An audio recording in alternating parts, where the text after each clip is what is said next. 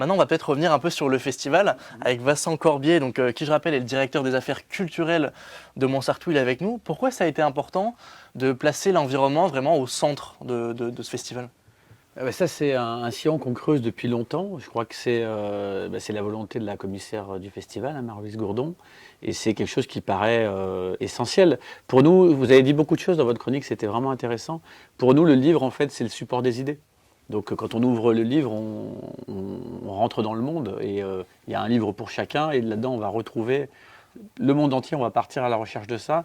Et par le livre, on va faire passer des choses. Et nous, il nous semble que le Festival du Livre, c'est le bon endroit, c'est le bon terreau pour pouvoir aborder des questions de société. Aujourd'hui, le thème, c'était être humain. Et c'est aussi un écho par rapport à l'année dernière. Le thème de l'année dernière, c'était toujours la vie invente. Et finalement, on s'était concentré sur la question de la nature et comment, à un moment donné, par rapport aux problématiques qu'on peut rencontrer, ben, la nature trouve toujours des solutions, la vie trouve toujours des solutions. Et là, on s'est dit, maintenant, on recentre sur l'humain et quelle est notre responsabilité en tant qu'humain sur ces questions-là et comment, vous l'avez très bien dit, on doit aussi se mettre en marche, être en action par rapport à toutes les questions du dérèglement climatique, notamment. Et donc, c'est des choses qui se sont faites au fur et à mesure dans l'histoire du festival qui a 35 ans aujourd'hui. Et avec des rencontres avec des gens comme Pierre Rabhi qui sont venus, comme Vandana Shiva, d'autres personnes, qui au fur et à mesure aussi ont amené ces éléments-là et ont rendu ces thématiques tellement évidentes. Et puis on est à Montsartou, et à Montsartou, cette conscience, elle existe aussi avec ce qu'a porté la municipalité pendant des années, qu'elle porte toujours.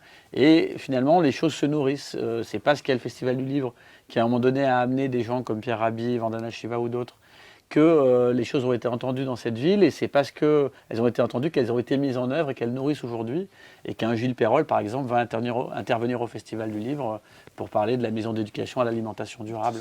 Donc c'est tous ces éléments-là qui se retrouvent en fait et qui se nourrissent en aller-retour.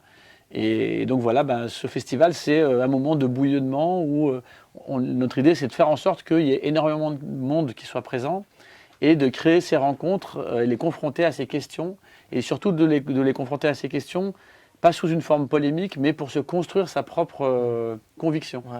Donc, par exemple, il y avait un débat cette année sur la question des énergies. Donc l'idée, c'est pas de dire d'un côté je vais mettre les pro-nucléaires et de l'autre côté je vais mettre les Amish, mais c'est plutôt d'amener des gens qui vont amener des éléments de réflexion, avec des éléments qui peuvent dire que le nucléaire, oui, c'est un risque, mais en même temps, ça répond à un certain nombre de choses par rapport à la décarbonation. Mais de l'autre côté, ben, il y a des énergies renouvelables, mais peuvent-elles répondre à tout? Oui, comment, etc. Et comment le public, en entendant ces regards croisés, mais qui sont capables de se parler, même quand ils ne sont pas d'accord, se constitue sa propre conviction, en fait, et sa propre opinion pour ensuite avoir la plus de facilité pour se mettre en marche et commencer à soi-même à s'approprier ça. Donc c'est vraiment ça l'idée du festival. Et puis en plus de la sensibilisation à ces questions, vous, le Festival de Montsartou, vous avez mis vraiment un dispositif précis pour... Alors oui, alors c'est vrai qu'aujourd'hui il y a beaucoup de choses là-dessus où finalement, notamment dans les événements, on est de plus en plus attentif à ce qu'on appelle l'empreinte carbone et à notre impact sur la planète. Alors c'est vrai que ça paraît évident d'essayer d'être le plus possible en cohérence entre ce qu'on prône et ce qu'on fait.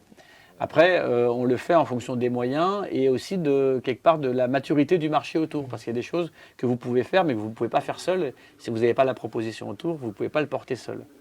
Mais donc du coup, effectivement, on a mis en place beaucoup de choses. Il faut savoir que, par exemple, sur un événement, l'impact le plus important, c'est le déplacement du public. Donc, en même temps, si vous ne faites pas d'événement, il n'y a pas de public, donc vous n'avez pas d'impact. Mais si vous voulez faire un événement, nécessairement, le public se déplace. Et on pourrait se dire à quoi sert le fait de faire l'événement. Mais l'événement, c'est aussi ça qui va permettre de diffuser cette réflexion, d'échanger, de s'enrichir par rapport à ces questions-là. Puis c'est la question de la culture, tout simplement. Donc, comment on va travailler avec ça? Nous, on a développé, par exemple, un partenariat avec TER SNCF pour inciter les gens à prendre le train. Donc, puisque si vous preniez le train de toute la région jusqu'à Montsartou pendant les 3 jours du festival, vous aviez 50% du prix du billet. Donc, comment on va inciter par ça? Comment on va inciter en travaillant avec l'association Choisir le vélo, qui est une association qui promeut le vélo sur le territoire, pour créer des itinéraires en vélo de plusieurs villes de l'ouest du département pour venir à Montsartou. Parce que oui, c'est possible de le faire, mais que dans notre habitude, on se dit que monter à Montsartou quand on vient de Cannes, par exemple, ça paraît insurmontable, alors qu'en fait, c'est pas si compliqué. Et donc, les transports, c'est une chose en direction des auteurs. Il y a encore quelques années, on regardait avec l'équipe, on avait 70% des auteurs qui venaient en avion et 30% qui venaient en train. L'année dernière, on était à 30% qui venaient en avion et 70% en train. Donc, c'est quelque chose qui se met en place au fur et à mesure.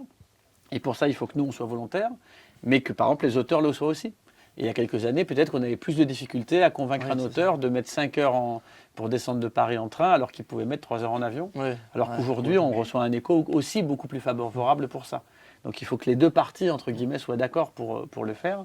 Et donc ça entraîne aussi une présence plus longue des auteurs sur le festival, ce qui est intéressant pour la rencontre, mais qui change un peu la nature du fonctionnement aussi. Donc le déplacement, c'est un gros poste, c'est le poste principal en fait sur lequel on doit travailler. Tout événement doit travailler là-dessus. Il y a la nourriture, évidemment aussi. Nous, on reçoit, comme vous disiez, 300 auteurs. Donc ces auteurs, on les nourrit tous les jours. Et donc là, on a un partenariat. On a la chance d'avoir la régie agricole municipale et les cantines bio de Montsartou. Et donc, dans le cadre de la manifestation, les cantines travaillent pour nourrir les auteurs du festival. Donc on nourrit tous nos auteurs en 100% bio et local pendant la manifestation, grâce aux cantines municipales que je profite de remercier aujourd'hui parce que c'est un travail énorme pendant le week-end, en plus de leur travail de la semaine. Il y a tout le travail autour de la communication aussi. Donc il y a des choses maintenant qui deviennent presque évidentes, c'est-à-dire travailler avec des imprimeurs locaux, utiliser du papier issu des forêts géré équitablement, ou du papier recyclé, utiliser de l'encre qui est respectueuse de la nature, réduire aussi les volumes. Donc à chaque année, on reprend en fait ce qui nous reste et on analyse les volumes d'impression pour les réduire, pour être vraiment sur l'impression à minima de ce qu'il faut et pas avoir de refus. Parce que par exemple, en impression, des fois pour 100 € de plus, vous allez avoir beaucoup plus d'impression. Donc on peut avoir tendance à dire « ah c'est pas cher, donc j'en fais plus ». Non, aujourd'hui, il n'y a pas que la dimension financière, mais il y a aussi la dimension d'impact écologique ça, c'est important qui va rentrer là-dedans. Donc ça, c'est important. Et ensuite, on a d'autres impacts qui sont importants, c'est la question du plastique. On a supprimé tout le plastique à usage unique sur les buvettes de la manifestation. Donc ça, c'est pareil, il y a quelques années, vous savez, souvent dans les débats, vous aviez des petites bouteilles d'eau en plastique ou sur les buvettes. Quand vous êtes en manifestation, remplacer une bouteille d'eau en plastique, c'est compliqué parce que le marché n'est pas mature et les gens qui vendent les petites bouteilles d'eau n'ont pas de bouteilles d'eau autres qu'en plastique à vous proposer. Donc il a fallu inventer des systèmes avec nos bénévoles pour arriver à contourner ce problème et supprimer le plastique à usage unique. Voilà, ça c'est différents aspects qu'on essaye de mettre en place pour qu'on soit en cohérence entre guillemets entre ce qu'on prône et ce qu'on fait. Ouais, c'est top, merci pour ces infos. Voilà.